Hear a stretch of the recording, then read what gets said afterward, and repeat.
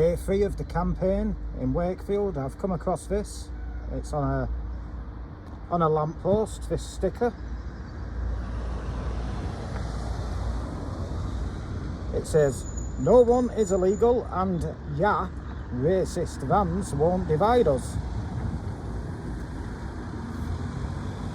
Then it's on the van, it's got "fuck immigration enforcement" and silhouettes of 3 people armed with weapons trying to damage what is portrayed to be a government immigration enforcement van. Time to do the community a favour and clean this Marxist trash off a lamppost. Doing Wakefield a favour.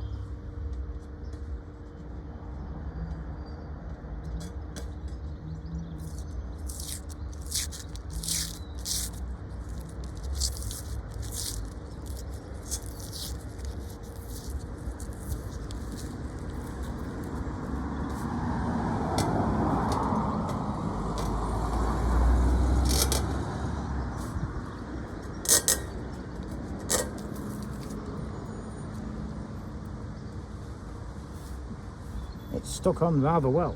I'll have to get I'll get something out to help me clean this mess off the lamppost.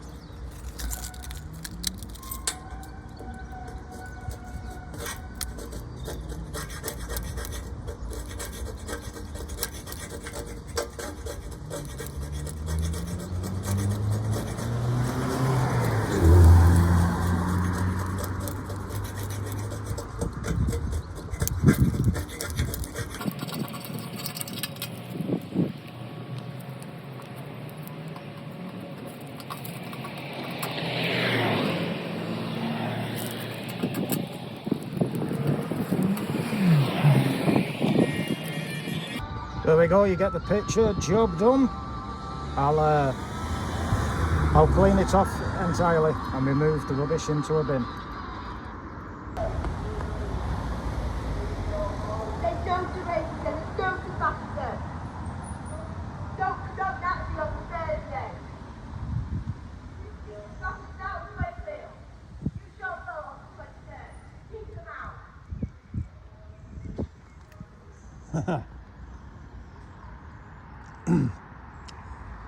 To be quick on the mark there, we had stand up to racism tour housing round the streets that I'm about to deliver, leaflets, in the Jada Fanson spoil your ballot paper campaign.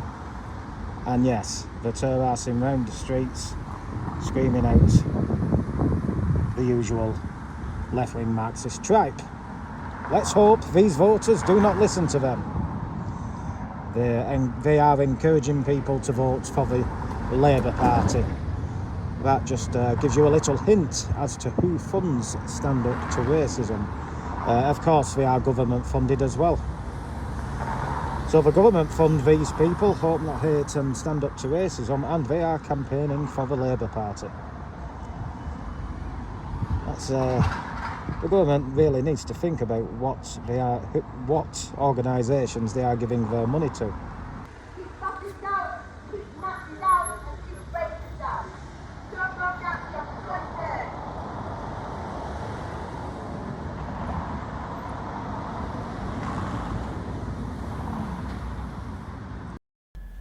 Well, that was interesting, wasn't it? I don't know which far-left group that was, driving around instructing people not to vote Nazi.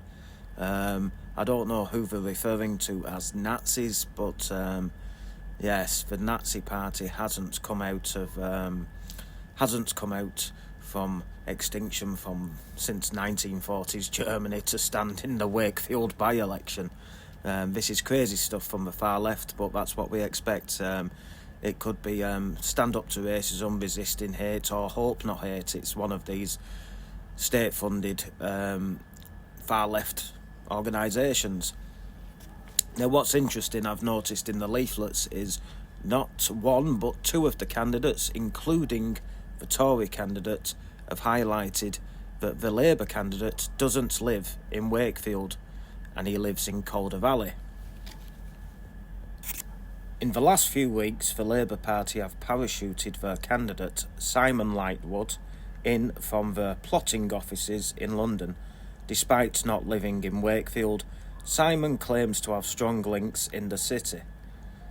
Did Simon also have strong links to Bradford West, Loughborough, Calder Valley, Scarborough and Whitby, where he's also previously sought parliamentary candidacy?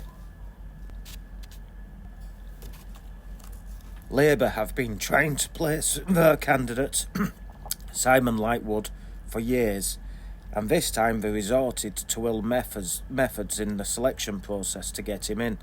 The Wakefield CLP Executive Committee walked out and resigned because of the rules being broken, and one of their party members has even issued a judicial review proceedings against his own party. Local Labour councillors have confirmed that there were issues with the selection process, despite there being good local candidates within the party who were local and understood the needs of their residents. Labour chose to select somebody who serves the interest of the National Party as opposed to Wakefield itself. The party is in turmoil.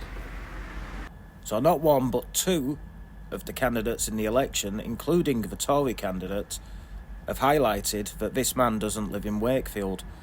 Also, the Yorkshire Post did a piece on this. The Yorkshire Post had written in an article, 14 Labour officials resign en masse over stitched-up selection process. 14 officials running the local Labour Party in Wakefield have dramatically quit in protest at the stitch-up selection process for the city's parliamentary candidates. So once again, two candidates, including the Tory party candidate, have highlighted that he doesn't live in Wakefield. Now, if you lie about another candidate in your leaflets or in campaign season, lying false information about another candidate would risk you being removed off the ballot paper should you win the election.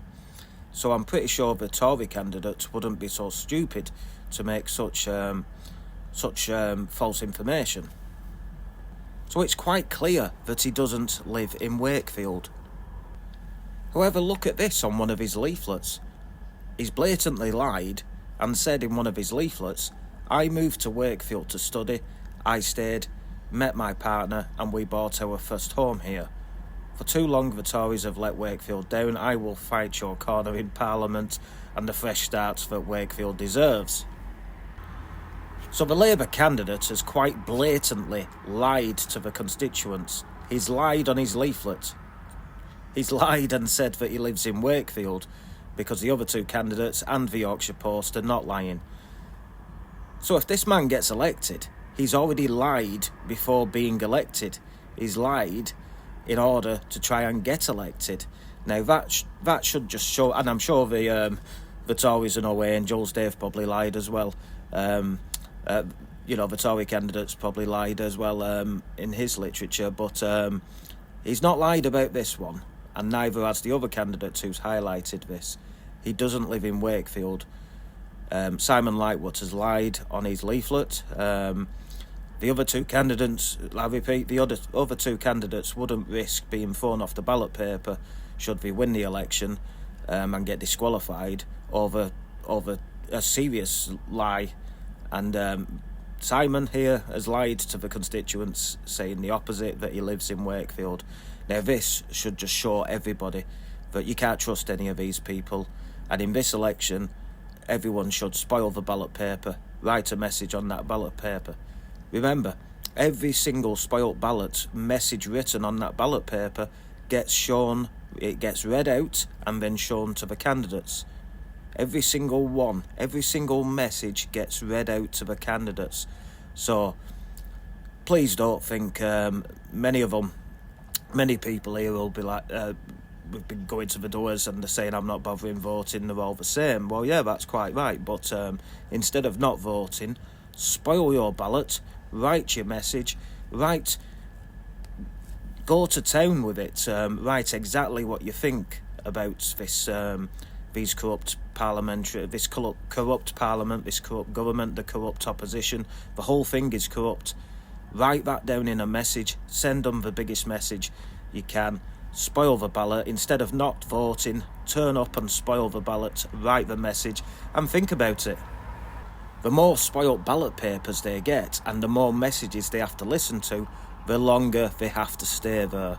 It could take hours if there's enough spoilt ballots, and it really will send out a message that the people are not happy with the current state of affairs in politics in this country.